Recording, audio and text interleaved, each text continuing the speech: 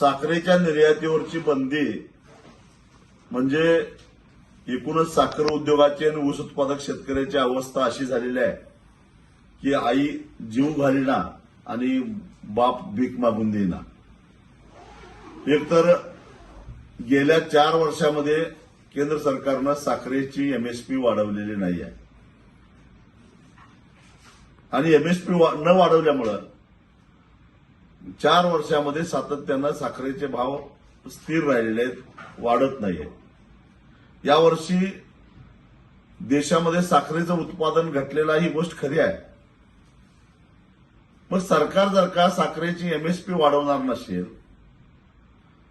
जगाच्या बाजारामध्ये साखरेला भाव चांगला मिळत असेल, तर मग साखर कारखान्यांनी साखर निर्यात का करू नये आणि त्यालाही तुम्ही बंदी घालता, स्वतःही भाव वाढवत नाही. याच्या पाठीमागचं केंद्र सरकारचं लॉजिक काय आहे? पण त्याचा थेट परिणाम हा ऊस उत्पादक शेतकऱ्यांच्यावर व्हायला लागलेला आहे. खरं तर आमचं आणि साखर कारखान्यांचं भांडण आहे ते ऊसापासून तयार झालेली साखर आणि त्याच्या उपपदार्थातून आलेल्या पैशातून शेतकऱ्याचा हिस्सा जास्तीत मिळाला पाहिजे यासाठी आहे. पण साखरेचे भावच वाढले नाहीत तर मग साखर कारखाने तरी काय करणार? आणि त्यामुळे आज परिस्थिती अशी आहे की देशामध्ये जवळपास 12,000 कोटी रुपयाची ऊस उत्पादक शेतकऱ्यांची देणी थकलेली आहे. राज्यामध्ये 3,000 कोटीच्या आसपास देणी थकलेली आहे. याला जबाबदार कोण? जो कायदा आहे ऊस दर नियंत्रण अध्यादेश 1966, त्या कायद्यानुसार ऊसाचे पैसे 14 दिवसाच्या आत नाही दिले तर साखर कारखान्यांच्यावर कारवाई करायची तरतूद आहे. त्यांना सरकारी थकबाकीदार समजून जप्तीची प्रक्रिया सुरू करण्याची तरतूद आहे.